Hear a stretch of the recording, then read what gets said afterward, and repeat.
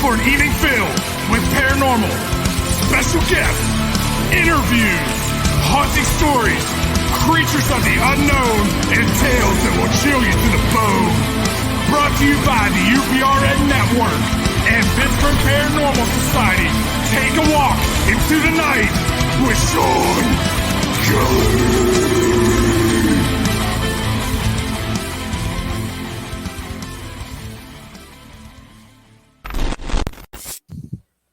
Hey, good evening, everybody. How's everybody doing tonight? This is Shawn. I got my producer, Joe Montaldo, here with me, and we're just going to sit around and talk. Nope, I guess I'm on my own. That's okay. So how's everybody today? I hope they're doing okay. You know, this is January, and we just got hit with a lot of snow. All right, but that's normal for up here in Pennsylvania, and Pittsburgh, and the surrounding northeastern part of the world. But hey, Joe, again. Wait! I got a question. You have a question, all right? Why do you people live where it snows? I'm going to come down New Orleans, dude, and see what I can do about it. There's a place in our country, people, real quick, because I got to let Shawn have a show back. There's two places actually in our country. You don't want to live in the heartland because it's Tornado Valley. You don't want to live in Deep South because it's Hurricane Valley. But there's a section over a little bit over from Tennessee, all the way over to about Virginia, down in between. There's no tornadoes. There's no hurricanes. There's no nothing. There ain't even a lot of snow. People, you just chill. Maybe I shouldn't have said that. Everybody's going to move there. But I'm telling you, there's a place out west like that. But not on the coast. On the west coast, it's shake and bake out there. Right. And up north, it's freezing. You know what's off. And down here, it's dodged the hurricanes. And yeah. Indeed. It's cool. And right now, it's Mardi Gras. Yeah, that's until March 1st, people. Don't come down. We don't want no tourists. Stay your ass at wherever you belong. No, we don't want no stinking tourists. No, I'm just kidding. Anyway, let me let you back. You're going to be just hijacking shit. That's all right, brother. That was my producer, Joe. He's the coolest dude in the world, man.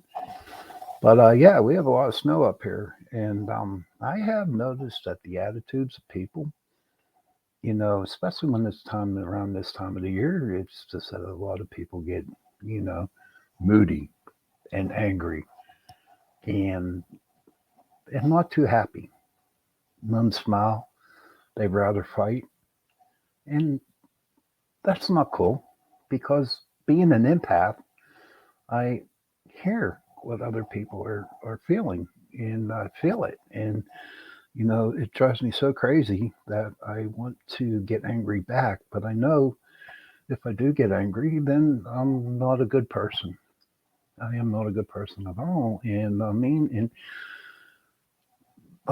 and with all the COVID going on, with everything, being stuck in your house for the longest time, you know, it just really bothers me. You know, I miss the times where I could just go out and to sit down and talk to people and go out to a restaurant, have a cup of coffee, you know, go camp and do something. But no, it just, you have to watch what you got to do. And it's ridiculous, you know, and a lot of people are on edge and I see it and I feel it. And then people come up with these wild stories and these wild videos and stuff like that. And it's just like, I don't understand.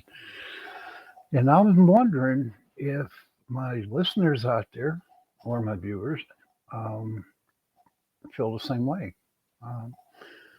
So if you are, just, you know, drop me a comment and we can go from there. But today, earlier on the first show on Chasing Prophecy, we were talking about the time traveler from 3036. Okay. There was a little 37-minute video on it with Tubi. And it was like about this guy that was supposed to come from 3036, time traveler. And, you know, I was all pumped up, you know, watching the show, researching it, stuff like that. And, you know, because it was going to be part of the show topic. And into the first 5 minutes, I was just shaking my head like, this is bullshit. Bullshit, you know? And I'm thinking, well, why do people have to put something out there that isn't true? All right. Do I believe in time traveling? I'm on the fence. I'm on the fence with that. Um, to me, it's just, I cannot see it happening. Okay. And think about it. Me and Joe were talking earlier about time travelers, you know, what he shared with me. And, you know, think about it, right? If you do some time traveling, you don't exist in the world that you are today. Think about it, right? So everybody that you know, okay, everybody that you know won't know who you are because you don't exist in this world. That would suck. Definitely would suck, you know. And who knows if you did go back, but you never came back. Um, that would be crazy. Uh, I don't know if I could do it. I don't think I would want to leave where I'm at right now because I believe that I'm here on this planet at this very time talking to you on this show that I need to be here. Do I believe it was written before in the books? Yeah. I believe my life was set on what I was supposed to do from the day I was born. And I'm supposed to be with you guys today. And what's really crazy is think about it, right? You know, I brought up this little thing with on the last show. You know, you die, okay, and you go to heaven, and God said you got one more day to live, so I'm going to send you back, and I grant you one request. And being the person I am, you know, like I like to take a little gambling, and I was like, okay, can you give me the results for the races? And you're like, okay. So he sends me back. He gives me the results from the races, and I'm thinking, oh, I got all this money. Boom, I can bet these races. But you know what? Getting up there to the teller to give him my money to place my bet, you know what? I will hear somebody else say something else. And instead of going by what the paper said that God gave me, I would listen to this guy and I'd end up losing. You know? So a lot of people think that, not a lot of people, but some people think if you can go back in time and you can actually, you know, make a wrong right, or try to understand why your relationship broke up or why you lost your job, what can you do to prevent it? To me, I can't see that happening because what was supposed to happen at that time, all right, it was supposed to happen, okay? And there's nothing we can change. You know, why would you want to change what has happened to you? What's it going to give you? All right, so okay, we go back, all right, and we're going back to 1972, okay, and 72, you did this and you did that and you changed it, and all of a sudden, your life ain't right, you know? Your life is not right. Your whole world, your whole being that you went through for 59 years has changed. So you're starting at 10. I know this sounds so confusing. It really is. But you know what? I couldn't do it. No, not at all. Uh-uh.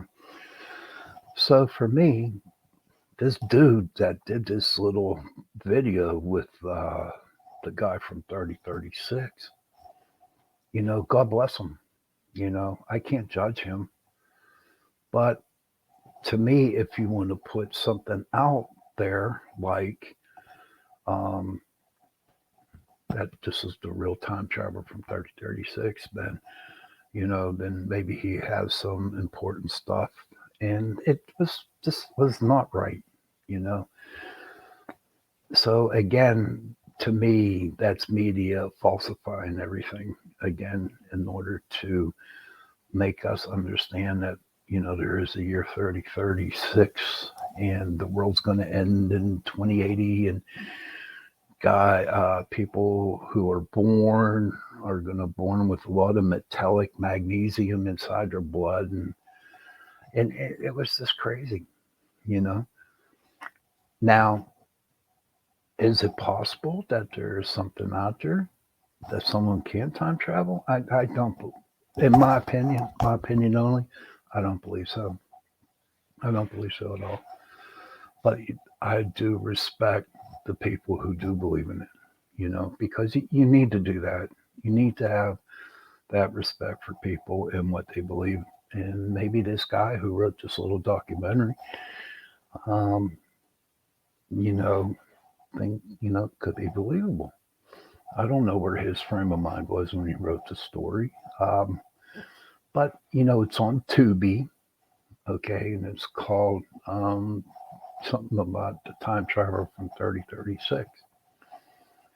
So that's all I have to say about that thing on time travel, and maybe I'll bring it up a little bit more. But our guest, Martin, he was a pretty cool dude. I forget his last name. Sorry, Martin, I know that much. But, a lot of, I brought up this question to him. When you go, like I go to Gettysburg a lot, and I also, when I'm there at Gettysburg, I'll be on the battlefield, and I can hear the gun being fired. I can smell the gunpowder. I can hear the screamings, the killings, the pain, the torture that these guys went through up there.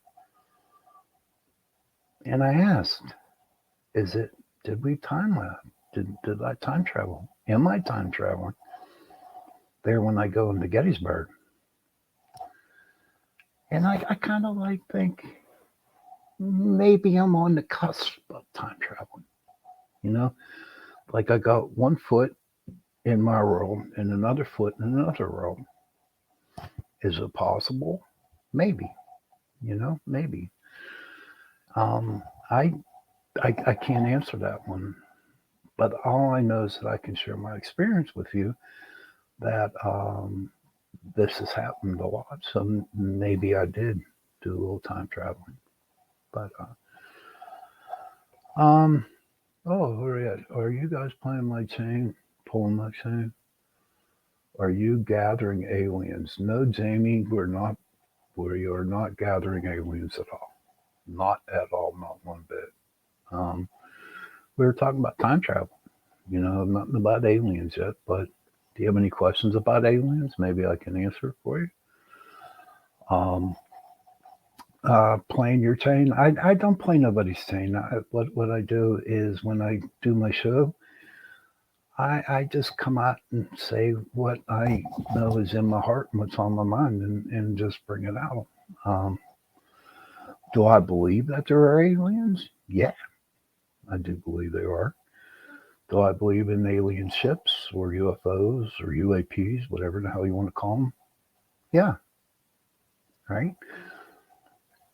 Because being with Chasing Prophecy and listening to other people who are very knowledgeable on UFOs and aliens, yeah, they're smart. They do the research and stuff like that, and so yeah, I believe that. But I'm a different type of person though. For me, okay, being a paranormal investigator, I have seen ghosts. Okay, I have talked to ghosts. I've been in presence with ghosts. And so to me, I know that ghosts are real. Okay, for me, it's pure fact. Now, for me, okay, I would like to see a spaceship land in the back of my yard. Yeah. And when I actually see that spaceship, I'm halfway there. I'm halfway there. They do exist. Now, if an alien came out of that craft, what would I do? I'd go up and shake its hand and say, "Welcome to Earth."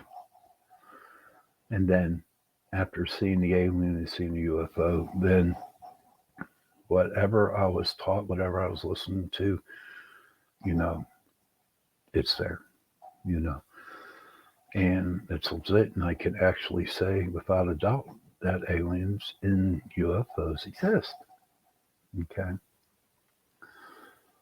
Now, do I think that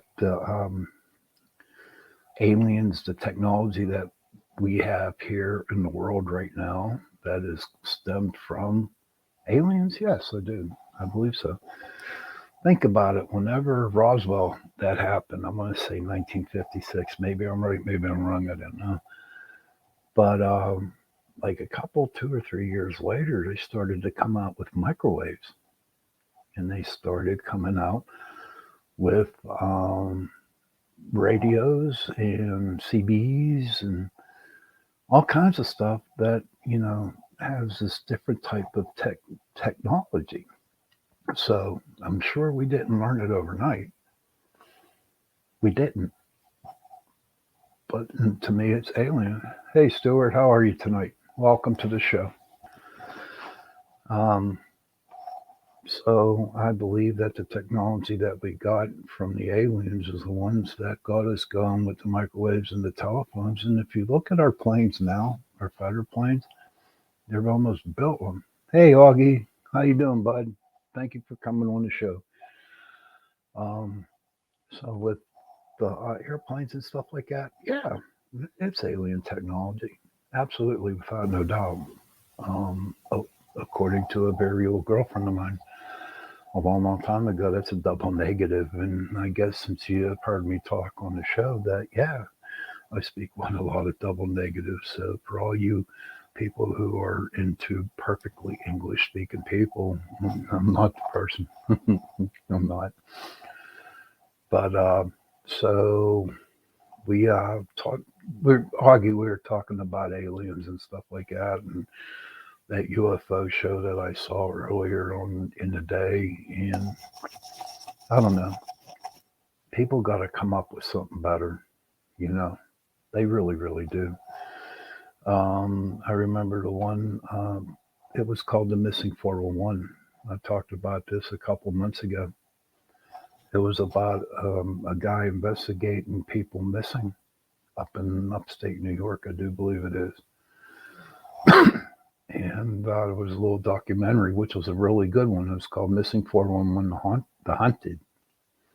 Hey, Jody. Long time no see, sweetie. Good to see you. Welcome to the show. Um, and so with this Missing 411, these guys are disappearing. They're just going to the woods or hunters, walk in 10 yards into the forest and sits on a rock, and his hunting party comes back and they can't find him, So, question is, did he go through a portal? Was he abducted by aliens? Nobody knows. Nobody knows at all. And then I think it was like a month or two later, there was a guy that was on his farm. What he did, he disappeared. He was on his farm. So are the aliens coming down and abducting us? Or why are they abducting just these men? Okay. Why in a certain area out there in the United States? I want to say it's around New Mexico and Nevada, and up around that area where a lot of people have been missing, and they are like professional hunters, who are, know how to hunt and are very good at hunting, and they know what they're doing, and all of a sudden they disappear. And a couple months later, they come up. Sometimes they never show up, but sometimes their clothes and their gun are put in a specific place. Is it alien? Could be. It could be, but we will never know. We will never know until, I guess, when we die and we actually talk to the person, that this experienced. when we see them up, out there in spirit world. So we'll figure it out. So, did they abduct old people? Okay, maybe. For what? I don't know. I'm getting close to 60 years old. Yeah, I'm an old fart. But, who knows what's going to happen? Maybe I will. Maybe I won't. But you know what? That's for me to, to find out down the road. But also, with this missing 411, with these people missing, I did a little research on it. And there was a lot of UFO activity going on out there at the time. So maybe they did walk into a portal, and maybe and they were snatched up. And speaking of portals, again, like I mentioned all the time, that I believe that Bigfoot and UFOs coexist. Because think about it, right? You go see these shows on TV, and they pack something up in their infrared cameras, and they see this big hairy ape, and all of a sudden he disappears. Where does he go? I mean, you go down chasing after him and nowhere to be found. You might find their footsteps, their feet marks or broken branches or stuff like that, but they're not around. And where I'm at with that. Do they coexist with each other? Same way with the Thunderbirds, same way with the Wolfman, all the other cryptids that are out there. The cryptids, they fascinate me a lot. I read up on the stories, and I want to get more involved with that for myself. Okay, paranormal hunting is mine. Ghost hunting is my cup of tea. Okay, but being on the show Chasing Prophecy, I have learned a lot about other things that are paranormal. So our radio station that I'm on, UPRN 105.3 New Orleans, New Orleans is fascinating. All the vampires and all the crazy stuff that happens on down there, all the ghost stories. I want to go. I want to experience and actually sit down and have an interview with a vampire. That's funny. But maybe I will someday. Maybe I'll go down and visit Joe, my producer, and then we can go out to the swamps and maybe grab some alligators, or probably, we'll fight some gators. I want to fight a gator. Why not? Life is short. Go out and have fun, do what you want to do. But from listening to the stories that I've heard from Joe, there's a cemetery out there in the swamp, and I forget the name of it. But you know what? That would be pretty interesting to go to. Is there anybody that is listening to the show right now that have any questions? Joni, do you have any questions for me? Augie, do you have any? Please feel free to ask. I think that life for me right now, like I explained earlier into the show, it's not good. Okay, it's not good at all. I'm picking up on a lot of people's anger and hatred and all their different negative energies out there, and it's really, really bothering me. Be honest with you. Even with the medication that I'm taking for my depression and anxiety, I'm not doing good. I don't know if I ever told you this one time, but for me, what would be so great would be that in the whole world, right? The whole world, for one day, everybody be nice to each other. No hatred, no wars, no fighting, people smiling at each other. That would be so sweet. and see what happens. Could we exist with that? Could we exist for one day being nice to everybody and everybody being nice to everybody else? Well, I believe it would happen. That's my biggest hope while I'm on Earth, that everybody is really happy and everyone can, you know, treat everybody with respect. Hi, Denise. I missed some of the show about time travel. Some people say they see the future lives. I wonder what they see. I agree with you. We haven't really talked to anybody yet who has time travel. In fact, we were supposed to have a couple time travelers on our show a long time ago, but for some reason they did not want to. They didn't want to listen, and they didn't want to be on the show, and we could never get a hold of them. That was kind of funny. Hey, Trish. Hey, hey, Trish Mo there. Hey, Trish. She's our co-host on Chasing Prophecy. How you? You know, she's coming up with her own show. Starting Monday nights, 9 p.m. on the UPRN radio, 105.3. And I'm telling you what, honest to Pete, she's going to have a good show because she's very smart. She's very intelligent. And Trish, what's the name of your show again? If you want to put it up in the comments down there. But Denise, back to your thing about what people would see. I don't know. I'm gonna have to listen to see what that thing on motivational videos. Okay, Trish's show on Monday nights, UPRN 105.3 New Orleans, is called The Missing Piece, and I'm telling you what, it's going to be a great show.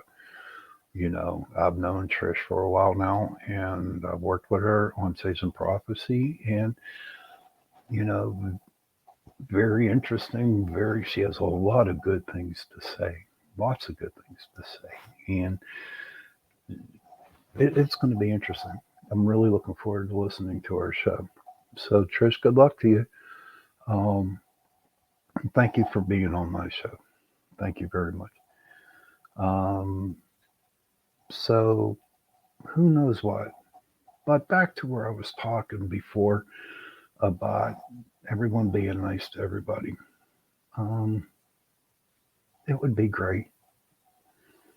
It would be great, but in reality, it never happened. Ah, you're welcome, Trish. You're welcome. Maybe I'll get you on here and we can talk about your show. 1 week. A week down the road, something, 2 weeks, whatever, and set something up. But it would be nice.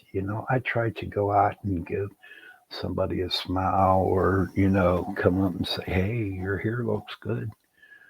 Try to make them smile, try to make them feel good. But you know what's crazy about that is that with all the people around, before they come to me, okay, before I give them that compliment, they've dealt with 20, 30 other people who treated them like crap. So when I give them that compliment, they're just like, oh, well. And it's like, no, I'm trying, I'm trying to make you happy. Maybe I'm just like going too far or hoping or going for a long reach. People are very angry and selfish anymore. They probably always were, but it's more public now. Yes, that's true, Denise, and it's sad. It's sad that people are very angry and selfish. I mean, why do you have to be angry? It's not going to kill you. Sure, people, disagree with each other, but for me, what I do for me is that I accept people for who they are and what they believe. And if they don't like what I like, then that's okay. I don't go out and try to get like for ghost hunting. I'll give you a good, for instance, paranormal investigating. Okay. I started back in 2006, and at that time, TAPS was really big back then. And so there were other paranormal groups out there that were like in competition. They were in competition with everybody. Who can get the best video? Who can get the best EVP? Who can get, the best photo? And for me, I didn't care, you know? I didn't care if you did get, the best video because you got it. And, and to have an ego about it, it's just not right. You know, Paranormal investigating to me is to help people and to find out answers that I need to find out for me. Okay. And when people would mock me and, call me every name in the book, um, condemn me, or whatever, that hurt. That hurt inside because I thought we were all in this to do something together. You know, I thought everybody would get into the paranormal unity. Yeah, I wanted it back then. And I mean, I've had over 100 people in my group all through the years, and a lot of them went off and they started their own groups. Okay. Some succeeded, some didn't. But you know what? If they needed help, I was there to help them. Okay. If they needed help. Or another paranormal group, would want to, hey, Shawn, what would you do in this situation? What equipment would you use in that situation? And, and then I'd tell them, and I'd give them, but they didn't want to hear it because they're the best, they want to be the best paranormal group. My group is good. Okay. My group is very, very, very good. All right. And we're well respected. And it's not because, I'm being egotistical when I say that. I'm being totally humble about it because we really worked hard. I worked hard to get where we at right now. But what bothers me is when other groups go around with that ego and they just, spread it. And basically what you're doing is making an ass out of yourself, I'm just calling it right then and there. And, I am willing to learn from other groups, different, investigating techniques. I'd like to hear what they have to say. I'd like to see their videos or their pictures, and see what it's like. Maybe I can learn from something from them. We had a group on. Trish, if you're still on, what was the name of that group that we had on a couple of weeks ago? They have different way techniques. And Axel or something like that. Axel Investigations. I forget what they were, but they were pretty cool people, you know. And they did it, and there's stuff. Apex. Thanks, Trish. Apex Paranormal. And I do believe they're from Kansas City, Kansas. And honest to God, they were great. I talked to them. We talked to them, and they told us what they did and how they do it. They're shooting a film, 4 or 5. Thanks. Yeah, that's what I thought. Kansas City. I always thought Kansas City was in Missouri. I don't know why. Maybe there is a Kansas City, Missouri. I don't know. But all I know is that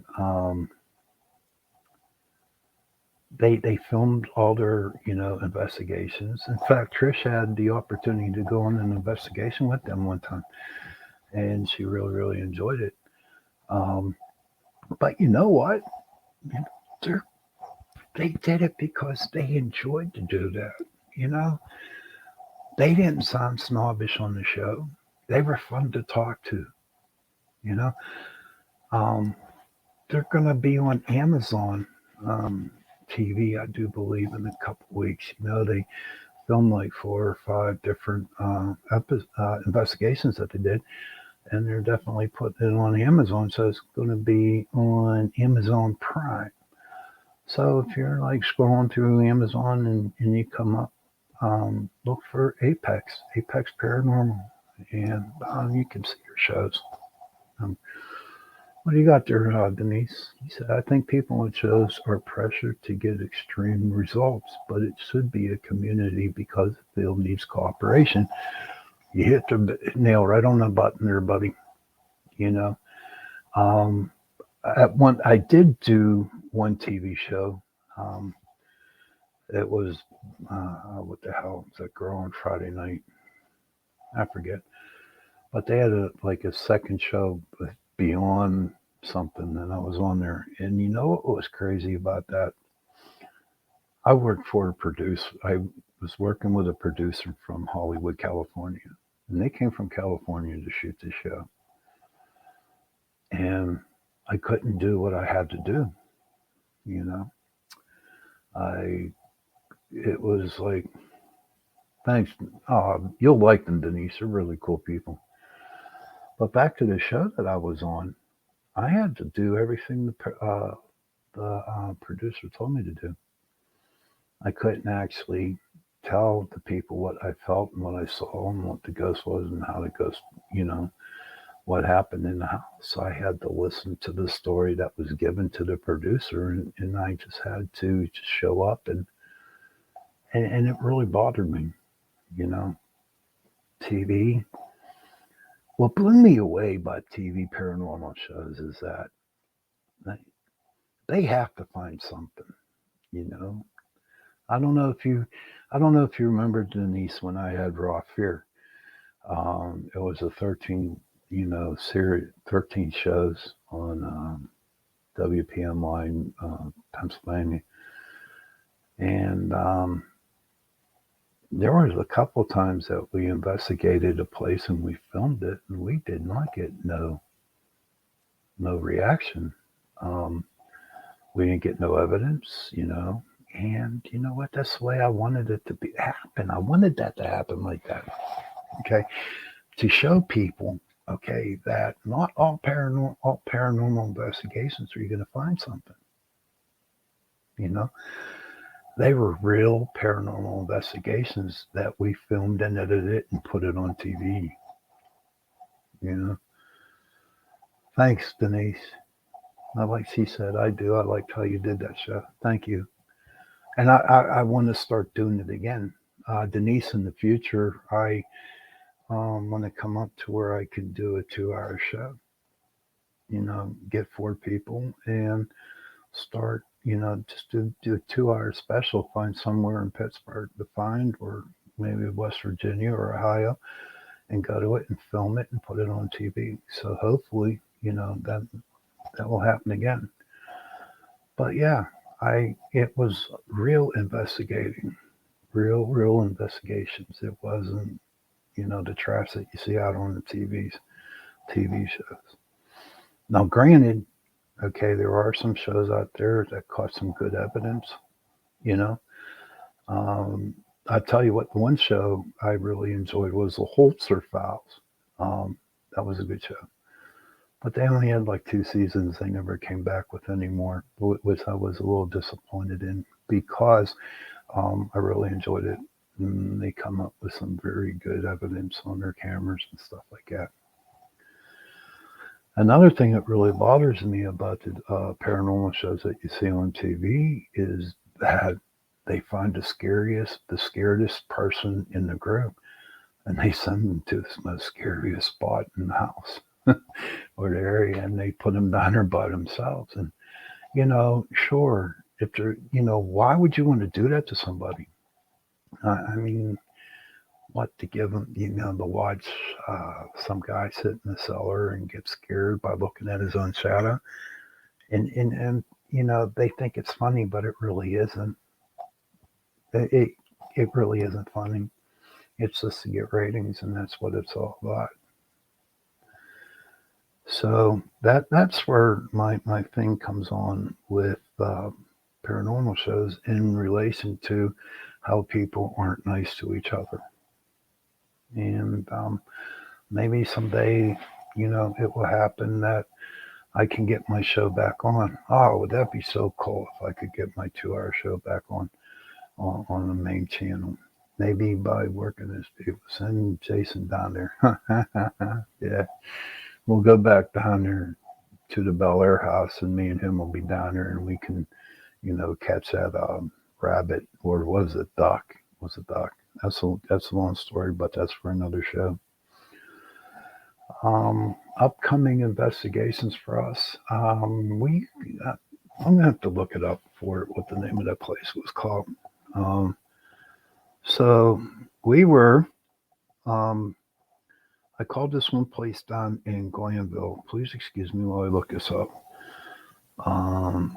Okay, hold on. Okay, where are we at? Buxton. Hold on. Oh my goodness gracious. Okay, we are going to the historic Buxton Inn in Ohio. Okay, and I was on Facebook scrolling, and I saw this up on my page, on my newsfeed, I guess if you want to say it, and it looked pretty interesting. So I sent them a email saying that we'd like to come down and investigate it. And they got back to me, and I was surprised that they got back to me because I didn't really think, they were interested in it. But I talked to the person lady who owns the place, and we struck a deal with them, which I'm really, really excited about. We're going to, it's an inn, it's a haunted inn, and there are rooms there that people rent out to spend the night there. And what they're holding is the people who are staying there, they're given like an investigation of the house or the inn and the different rooms and PPS. We're going to be helping them out by sending them, to bring them along our investigation, show them how it does. And I think it's going to be very, very interesting. And we're going to actually be down there 3 times this year, once a month. This month coming up, January 29th, we're going to be there. February 19th, then March 26th. And I'm really excited about that because not only does it give us the opportunity to go to a different place out of state to investigate, but it gets us to meet more people who are interested in the paranormal, For me, I'm really, really excited about that. And so is the group. But a long time ago, back in 2006, when I started, I had the opportunity to take the group to Nemacolin Castle and do an investigation. Now that place is freaky haunted. Okay. And if I have to give them a donation so we can get in there for one night, it would be worth it because we got a lot of great evidence. And I remember the one evidence that we got the most, and I don't even know where the video, it was so long ago. But we were sitting in a little girl's room, okay? And there was a rocking chair, a rocking horse. And we're sitting there, and all of a sudden, the rocking horse starts moving by itself.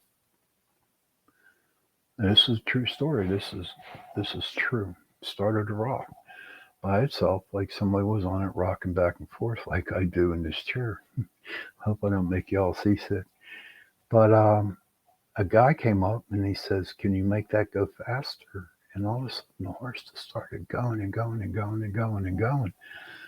And it was crazy. It was really, really crazy. We got a lot of decent evidence out of that place. So hopefully this year I can, talk to them and get into Nemacolin. We also, back in September this year, we're going to be going to the Hinsdale House up in New York.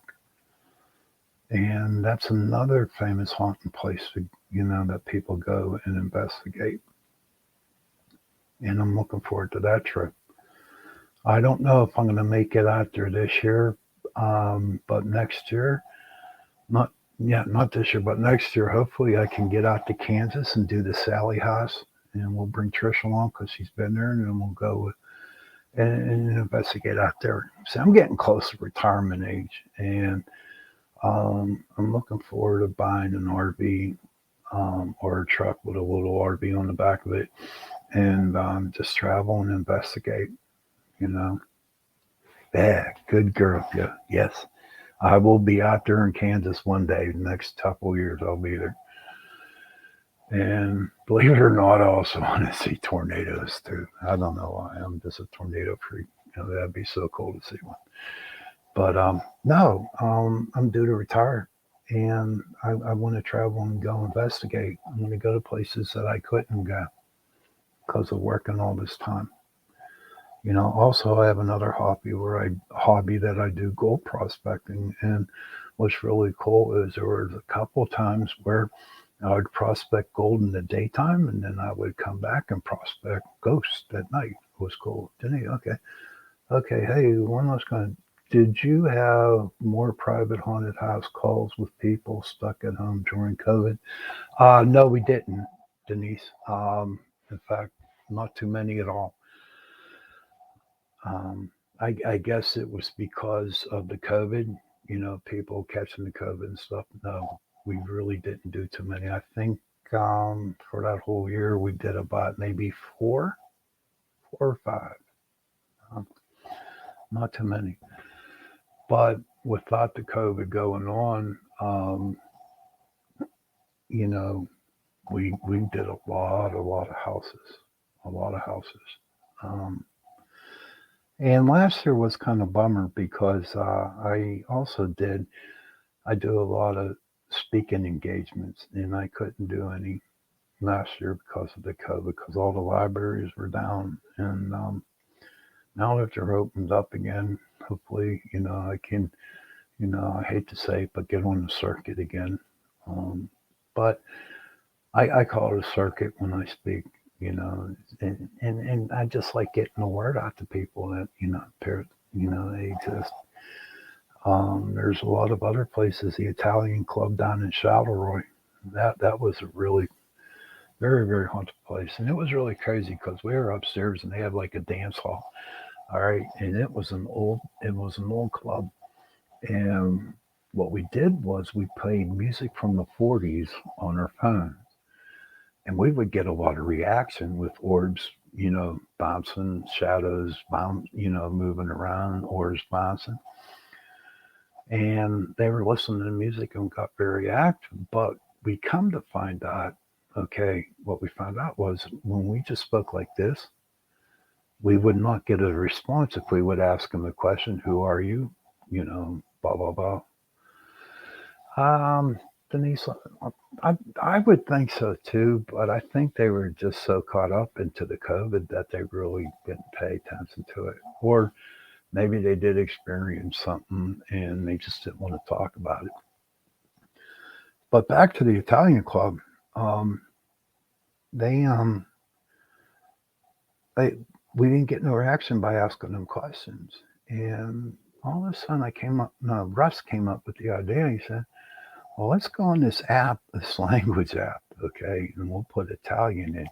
What it does is that once you say a sentence in English, it responds as whatever language. So we set it for Italian, and we got action. You know, a lot of people call that trigger investigating, and you know what? Maybe you got to do it. But it was like really, really cool that we got to the opportunity. So I'm hoping that we get the chance to go back down to the Italian club in Charleroi. But anybody out there watching or listening to the show, Augie, Denise, Trish, where's your favorite places to go? Maybe we can talk about that next week. So yeah, everybody I was around the board tonight. It's getting really close. We're the witching hour for me, because I'm coming up on 51 minutes. But before I go, I just wanted to say, everybody, that I forgot to say in front of the show about mental health. Hopefully, I do think about you guys. And I do pray for you. And I hope whatever measures that you take in order to make yourself better, I hope you're doing it with an open heart, a lot of healthy stuff. Um, I'm not in a good mood right now. I mean, I'm not in the right place right now. So hopefully, as time gets on, that will be the Shawn that's a happy Shawn that everybody likes. Because right now I'm not. But you know what? That's on me. Please do not feel sorry for me. That's something I got to work through, and I've been working through it for a long, long, long, long time. So I want to thank everybody for listening into the show, and I want to thank everybody for watching. And good night, Denise, Trish, Augie, everybody that hung around the show. And on that note, just have one thing to say: happy hunting. Thank you.